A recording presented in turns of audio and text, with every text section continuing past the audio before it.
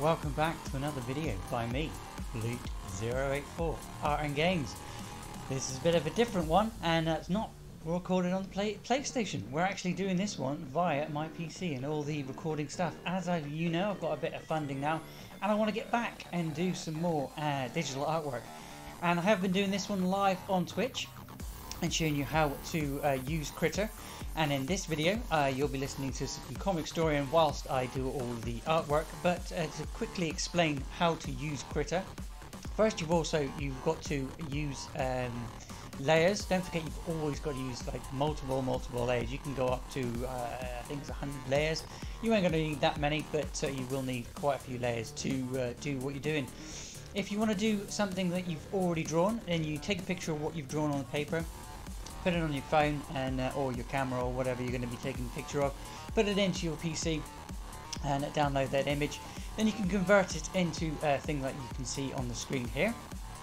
It is helpful if you've sort of had a little bit of a play with Krita, as I've had a little bit of a play and over the past year and done a little bit more bits and bobs and things like that. But yeah, if this is the first time you're using Krita, again you've got to use lots of layers. You'll see all the tabs that I'll be using in the bottom there, and if you have any questions, please leave them down below in the comments, and I'll be happy to answer any of those questions. Yeah, with your layers, you want to make sure that you've got a line layer, you've got a color layer, and maybe a shading layer, and we're going through all of that through this video today. It's going to be about 30 minutes, so and a lot of it will be sped up as well, guys. So again, if you want to see any of this done live and you want to see any of this slowed down, go over to my Twitch channel. That's twitch.tv Loot084 Art and Games. Same name, different place. But yeah, you start off with your outlining everything. You don't always have to outline everything, but it does help to outline what you're doing. Just if you're going to sort of redo your artwork, I always outline everything for my artwork. And yeah, you just sort of outline what you're doing. I'm going to leave me doing that now, and you're going to be listening to some comic storying whilst we do the outlining. Again, the outlining can take you up to an hour, maybe 2 hours. It all depends on what you're drawing and what you're overdoing. You can use colorization layers, but they are in a different video. I'm going to go check that out. That is where I've been drawing my my Blute, my creation again. That'll be a car going past. But yeah, if you want to see any more of that, go and check out the Creation Station or find Free Blue Angel for all of those videos. But until then, let's get on with the comic story. Again, comic story are a big favourite of mine, and you can listen to any kind of comic. We're going to be listening to some Spider-Man while we get around and doing all the inking, because I can't really explain the inking other than just show you. So let's get that done, shall we?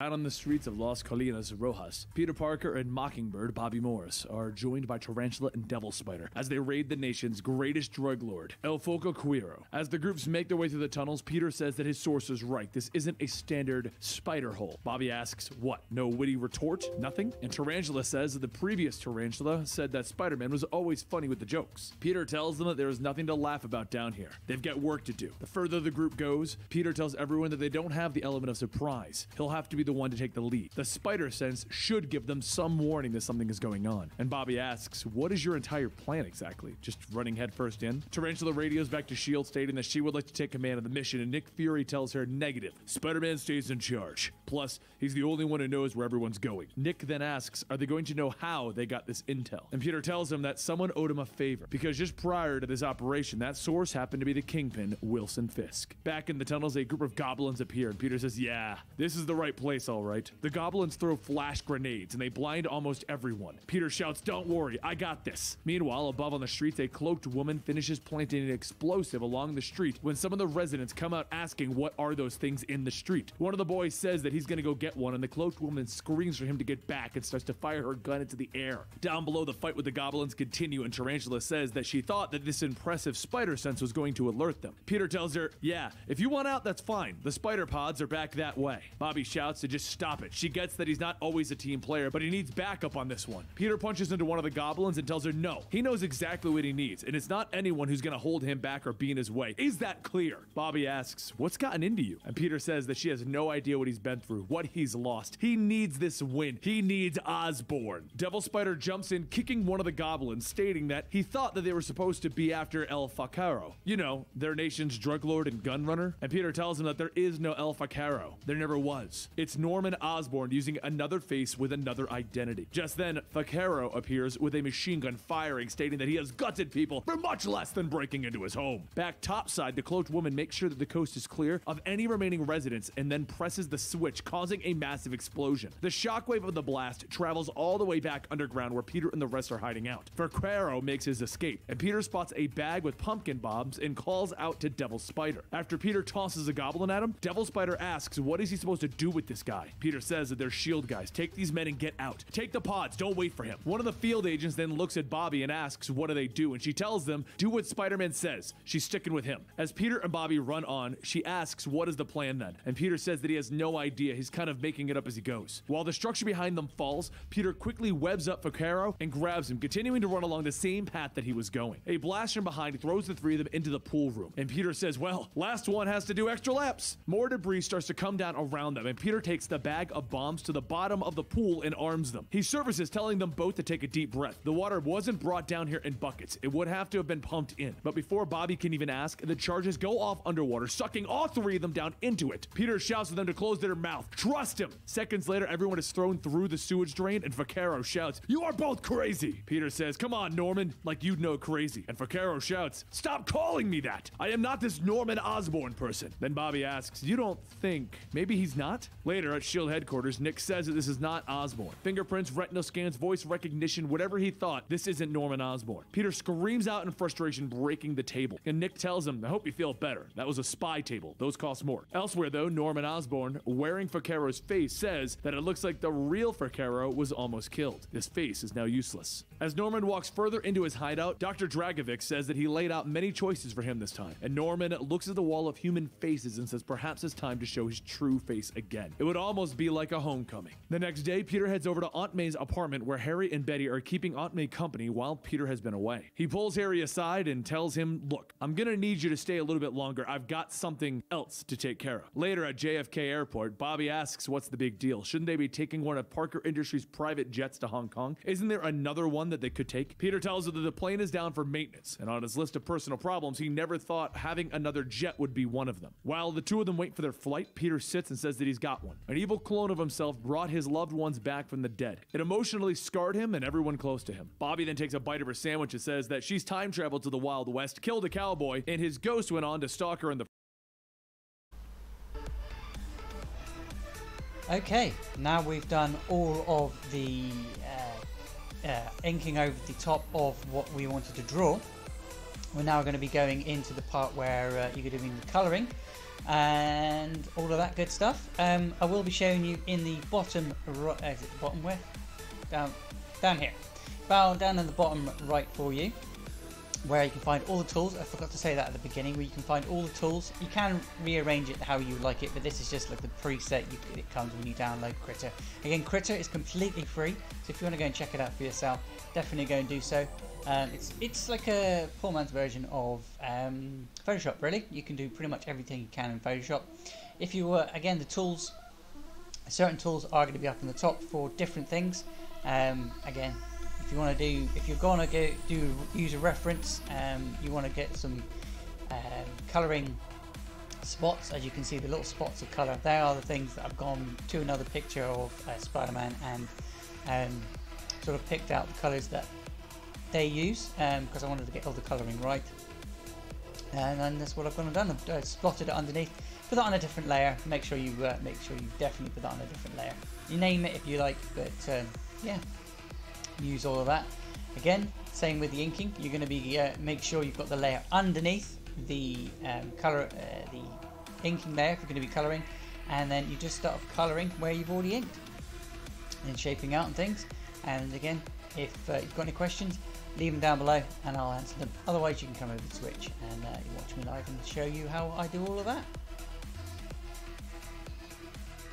present. Oh, and that ruined her first marriage. Peter says, fine, you win. Later that night aboard the flight, Peter wakes Bobby up from her peaceful nap and says that he's just wondering, has she ever thought that maybe they could be together? Maybe dating or something? Aunt May leans up from the chair and says that if that is how Peter Benjamin Parker asks girls out, it's no wonder that she doesn't have any grandkids. Harry then pops up stating, well, technically he's still watching Aunt May, right? Once the plane touches down, Peter has Harry and Aunt May taken to get ready for their Uncle Ben Foundation charity event. Quietly though, he says that this is supposed to be just the two of them here. Bobby tells him don't stress about it too much. The lead said that Osborn could be in any of these cities. Peter says, yeah, there's only one way to find out though. So the two of them suit up to Spiderman and Mockingbird. And Bobby says, keep in mind, this isn't like before. They do not have permission to be here. S.H.I.E.L.D. will not have their backs. It's just the two of them. They travel around the city and Peter says that she's still a secret agent lady, right? She's got to know some doors that they can knock on to find a rogue international gun runner. Bobby says, well, she does have some ideas, but if Norman Osborn has been setting up shop in Hong Kong, then they might have to break a few jaws and bruise a few knuckles, but they will find him. A little while later, Peter knocks at the last guy and says that they were just playing Mahjong, and Bobby tells him that this was a serious backroom gambling den. Peter then shouts louder, Mahjong! And Bobby says, yeah, that's what they play here. Peter then pulls Bobby aside and says that he's a little uncomfortable with all of this. Does it feel weird that they're only beating up Asian people? It's just that he's so used to beating up people of all races and creeds in New York. Bobby rubs her head stating that they are in Hong Kong, but would it help if they went somewhere where people were in masks and that it could be anyone underneath them? Peter says that he knows it's a cop-out, but yeah, he'll take that. Moments later at another gun den, Bobby finds a shipment of pumpkin bombs and Peter grabs the masked man asking, where's Osborn? Don't lie. My spider sense can pick it up, which actually, no it doesn't. The man shouts that he doesn't know. All Osborn said was something about UBF. Bobby says that she's been speaking Mandarin for a while and she has no idea what that means. Peter shouts stating over and over, and then he says, UBF, the Uncle Ben Foundation, right where Aunt May and Harry are right now. Meanwhile, over at the charity event, Norman Osborn, wearing his new face, spots Aunt May and gets ready to make his move. But before he does, a woman asks, anything else, Mr. Osborn? Harry takes a piece of food and tells the waitress no thanks. It's actually Lyman now. Harry Lyman. Norman grits his teeth, realizing that his son is now using his mother's maiden name. After everything, he cast aside the Osborn legacy, his birthright. A few buildings over, the cloaked woman from before grips her rifle, taking aim at Harry. Peter and Bobby spot what looks like a floating sniper rifle, so Peter swings down, kicking that woman. The gun goes off and everyone at the event begins to run inside. The cloaked woman then runs behind Bobby, kicking her away, and Peter fires his web coil, sorting out the cloak tech on the woman. In a flash, the figure appears, and Peter asks, how are you alive? What's going on? And Silver Sable says what's going on as he just saved Norman Osborn. Back over at the event, the guests heard the gunshot and started running towards the exit, but for Harry, Norman tackles him to the ground, asking his son if he's been hit. Harry says he doesn't think so, but that voice in son, you can't be my father. You can't be back. Norman tells him, you may be a whiny little brat, but you will always be my boy, my firstborn, an Osborn. Now, if you'll excuse me, Daddy's got some work to do. Across the way, Peter asks what the heck is going on, and Sable fires her grappling gun, stating that she missed her shot and now Osborn's getting away. As Peter and Bobby follow, Bobby says that Sable's alive again. You don't think that she's a clone, Peter? And Peter stops her, telling her, don't, just don't. I can't do clones anymore. He swings down past the event, asking if Mrs. Parker is okay, and Harry shouts that they're all fine, but the one in the back on those bikes is... Peter tells him, I know, it's your father. Don't worry, I'm gonna take care of this. With Peter leaving, Harry looks around and sees the man that Norman was speaking with and asks what business do they have together. The man says that he doesn't want to be mixed up in this. The guy had given him an invite to some expo. They can have it. Up ahead, Peter and the others chase after Norman, and Norman looks back, seeing Sable, stating that she must have been the ghost following him around the globe. She's supposed to be dead, and they're gonna rectify that. As the Goblin soldiers open fire, Bobby radios into Nick that they need backup, and over the intercom, Nick tells her that a request is denied. And as Bobby asks why, he tells her that what he sees is a S.H.I.E.L.D. agent out of her jurisdiction in an international terrorist event who just fired at a charity event. China doesn't know that they're there, and therefore, she cannot be a part of this, copy? Bobby tries to explain, but Nick talks over her, telling her, copy? And Bobby sighs, copy. Peter looks back, asking, so there's not gonna be any backup, is there? Bobby tells him, it's worse, I'm sorry, and she falls back. Sable manages to latch onto one of the flyers, kicking the man off, and as his body hits a neon sign, Peter asks,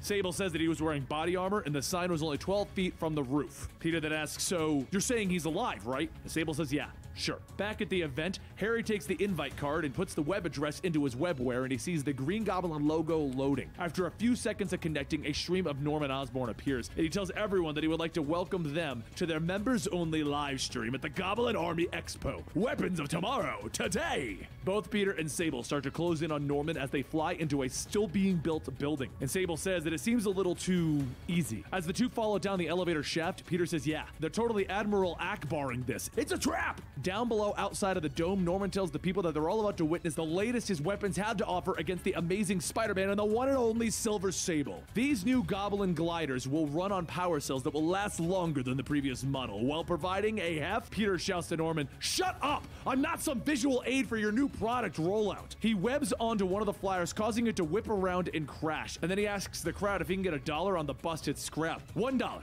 to the man in the pointy chin. Norman says, Spider-Man is always the fool. This presentation wasn't for the cycles. Countess, if you please. Countess Katrina says, of course, ladies and gentlemen, please welcome the star of the show, the Kingslayer Mark I. Blue lights illuminate from the shadows, and the giant bipedal tank walks out, crushing the ground as it moves. Norman tells everyone that the Kingslayer walking tank comes both piloted and self-driving. Today we will watch as it overwhelms two superhuman combatants, one of whom is outfitted with top-of-the-line Parker tech, Spider-Man! The tank begins to fire at the two of them, and while they try to defend themselves, Peter shouts to Norman that he's just hiding from him, afraid to show his own face in public, afraid to go face to face with him like a coward. Norman tells the cameraman to cut the feed. We're done here. The tank will finish the job. Peter laughs, stating, haha, that struck a nerve, and Sable calls down to Katrina for what she's done to her people. She's gonna be next on her list. After being knocked to the ground, Sable says that her weapons and the Parker Industries technology isn't having much effect. So what now, Spider-Man? Peter looks down at the downed flyer and he says that Norman mentioned new power cells, and then he webs up the base of the tank. As he jumps away, he asks Sable if she's ever seen the movie Jaws before. She tells him yes, and then fires, hitting the power cell, causing a massive explosion, taking out the tank. As the smoke clears, Peter says, okay, now that that is over, spill it. How are you even alive? She reloads her gun, telling him, it doesn't matter. All that matters is that my demise made all of this possible. Those gliders, that tank, all of the weapons that the Goblin Army sells across the globe. They're all being made in Simcaria. Osborn and Katrina transformed their country into a war machine, enslaving the people to build for them. Peter tells her, well, things have changed. You help me bring Norman to justice and I will bankroll the entire operation. But while Peter loads up his jet with all of his equipment, Nick Fury tells his agents, we have just confirmed that an American contractor, one with dealings with S.H.I.E.L.D., is about to invade the sovereign nation of Socaria. So from this point on, we are severing all ties with Parker Industries. Now they are a threat, no different than AIM or Hydra, and our duty is to stop them. Understood? The agents all shout, sir, yes, sir! And Nick asks again. Bobby says, sir, yes, sir. Later over at Castle Kharkov, the doctor begins to unwrap Norman's face, stating that the muscles in the face were not meant to, and Norman tells him, yes, I've heard it before, now get on with it. Norman gets up from the chair to check the mirror, and Dragovic says that it's not his fault. He used all of his skull, and Norman throws back a canister, shooting out the gas, and he says, I have no use for you anymore, right? That gas is the goblin serum, which for me, I'm 100% immune to. So this is all Norman Osborn, and this is going to make me far more dangerous. Katrina sees Norman walking out of the lab and asks,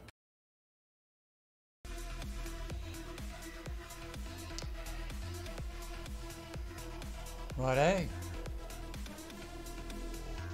So all of the colouring is done now. Again, we've made sure that that colouring layer is underneath, and if you're going to do colouring on top of the other colouring, you want to make 2 or 3 layers for different characters, backgrounds, and other things like that. Again, the background, you want to put the line work, you want to put on a different layer to your character outlining and all of that. And there isn't any background in this one, but there are in other videos, and there will be another video showing you how to do that.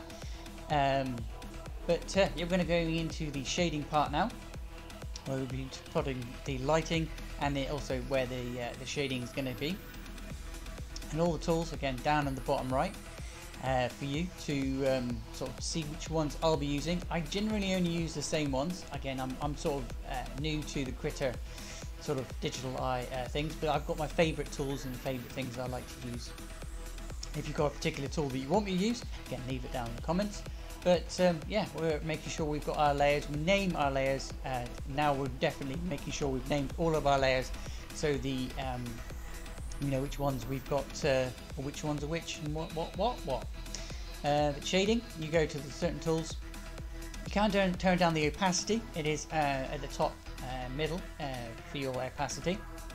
Turn down the opacity a little bit, just to sort of help with the shading part of it. You don't have to. You can just use a completely different color depending on what kind of shading you're doing. I'm going to be using the actual shader tool in this one, and going over where I think the light, because I haven't really decided where the light's coming from, but I've already put the shading in previously on this one, because I did draw this one paper a couple of years ago for Inktober. But yeah, I'm going to be putting all the shading in. Again, I'll be using shading. You can just use black and have it on a low opacity. I'm going to be using the actual color for the shading, because I wanted to try it out. I wanted to see what the difference was just between black and thing. Again, you don't have to have the color on. It does help sometimes if you don't have the color on, so you can actually see where you're putting the shading and things like that. But yeah, I'm going to be getting through all that shading. I sped it all up again for you because I don't want to bore you. And yeah, we'll get all that shading done, and I'll show you how it all gets done.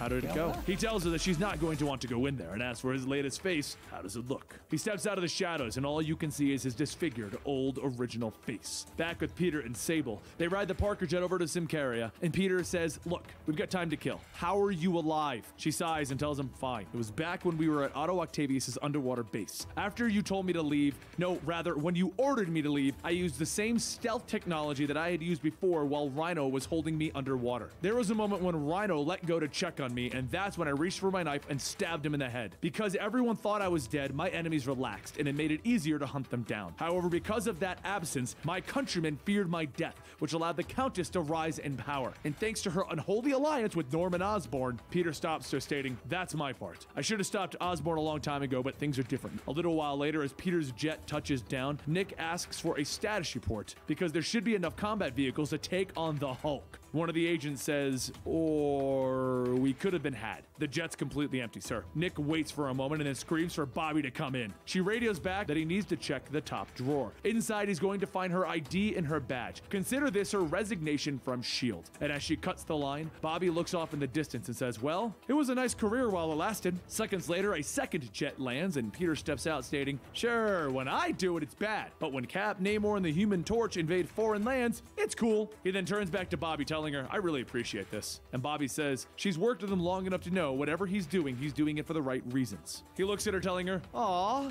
you believe in me. And Bobby tells him, all right, now you're making it weird. Sable introduces her new wild pack and says that these people are from all over, each affected by the things that Norman and Katrina have done. Tango asks Peter if these things come with instructions, and then he says that he's just kidding. If it drives, flies, or shoots, they will make it work. The wild pack adds this. Peter points at Tango, stating, okay, rule 1. I'm the only guy here that cracks jokes. Try that again, I'll be taking my toys and going home. From there, the group moves out and they quickly take down one of the munition factories. Peter calls out to Norman that he knows he's watching this. They could save everyone some time if they just cut to the chase and fight it out. And Norman tells him that he won't be goaded so easily. It's time for the main forces to move. From the woods, more of the Kingslayers step out while the ground soldiers begin to move into position. Bobby leads the group with the flyers into the air while Peter stays on the ground, telling the civilians that they are here to save them. And some of the people ask, why should we trust you? You could be worse. Peter asks, did you start getting the Daily Bugle out here? I'm the good guy. I'm Spiderman. Sable pushes Peter aside and tells everyone that she is the proud daughter of these lands, Sublin Novia, sworn protector of the realm. She begs forgiveness for her long absence and she will make Symkaria free again. The crowd begins to rally behind Sable and Peter says, well, that was pretty awesome. When the civilians get clear, Peter and Sable make their way into the thick of the fight, helping push back the Goblin army. Over at the castle, Norman watches and says, this has gone on far too long. It is time to roll out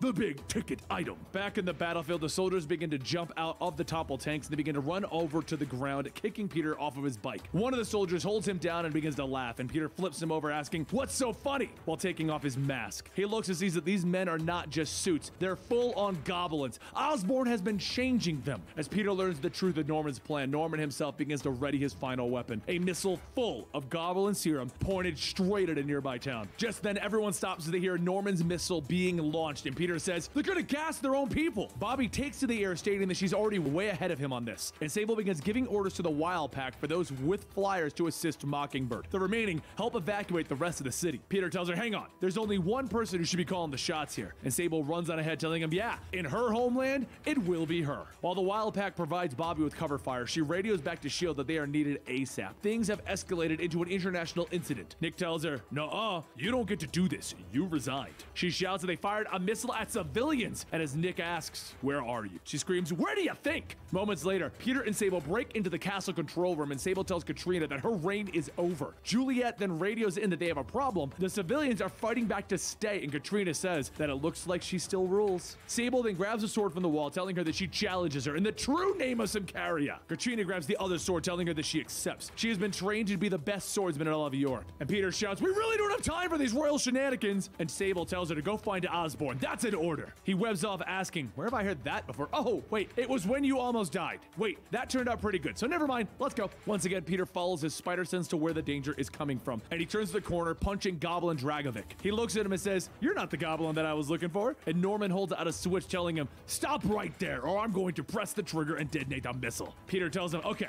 can we talk about your face now? Because, what happened to your face?" Norman tells him, "No jokes. Before you may have rattled me, but right now you wouldn't want me to be rattled." Peter tells him, "All right, no jokes. Just hand over the trigger. Without your goblin form, I've got you beat." And Norman tells him, "That's true, but you'll have to catch me first." And he begins to run down the hallway. Peter gives chase with his spider sense going off and the gas beginning to pour into the room. As he continues to charge through, he jumps on the wall to stick, but he doesn't stick. And Norman laughs, telling him, "Ha ha ha ha ha, that one should be familiar." And Peter gets back up, telling him, "Different chemicals inhibiting different powers. You're sure going through a lot here, so why?" And Norman shouts, "Why do you think? To put us on equal footing, of course. Here we are, neither goblin nor spider, man to man." Peter throws up his arms, telling him, "It's not over. I've still got some tricks up my sleeves. Web shooters, cartridge set." Norman flips another switch, and electricity shoots out into him, shorting out the web shooters. And then Norman says, "There was never any remote detonator. This switch is just for the electromagnetic pulse, so say goodbye to your pathetic spider armor." As Peter's lenses distort, he pulls them out. Norman takes off his coat, telling him, "You're the one who made this personal. I was in a different corner of the world, minding my own business, when someone got that itch. You could have moved on. Honestly, what have I ever done to you?" Peter thinks back to the death of Gwen Stacy, and then he gets back up, tackling Norman out the window. Over above the city, Bobby shouts out that she disabled the explosive device, but the gas globes will shatter. Foxtrot asks what they can do, and Bobby tells them that they still have spider planes. Do something spidery. Back outside of the castle, Norman gets back up, punching Peter over and over, telling him that they are seconds away from his bomb going off. He will keep him here so the great Spider-Man gets infected and becomes a goblin. But as Norman waits, he doesn't hear anything. Over the city, the missile hangs suspended by a giant web, and Foxtrot asks if that is spidery enough. Peter then grabs a rock and bashes it across Norman's head, telling him, "I got amazing friends. Also, I got this rock." While Peter begins to beat Norman with the rock, they stop when they hear the shield jets fly overhead. Norman takes the chance to escape, and Peter shouts, "Yeah, you better run, because yeah," and then he falls over in the snow. He closes his eyes, and as he opens them again, he sees Bobby, and he asks, "How long has it been?" She tells him a couple of hours, and from the looks of him, they did much better with their things. Nick walks over, asking Peter, what does he have to say for himself? And Peter tells him,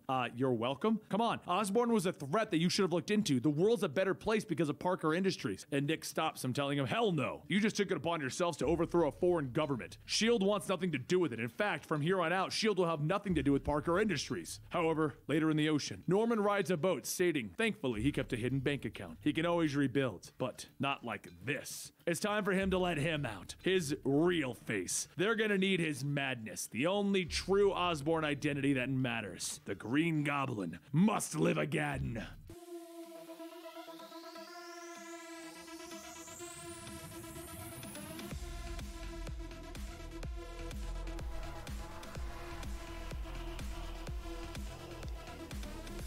And after you've done all the shading and all of that good stuff, again, you can take your time when you do that. Don't rush it, and don't worry if you go out the lines, because you can always, if you've definitely got it on a different layer to everything else. Again, underneath the line work, but between the color layer and the line work, so you want to put that shading layer. Yeah, we're sort of finishing up the picture now and putting a little bit of light. I still don't know where the lights come from, so I'll just guess. I'm kind of just guessing, really. I didn't really guess, especially when I'm drawing on paper, so it's no different, really. But yeah, I sort of know where the shading is. So the lighting is going to be where the shading isn't. So you're not going to have shading and then have a load of lighting on top of it.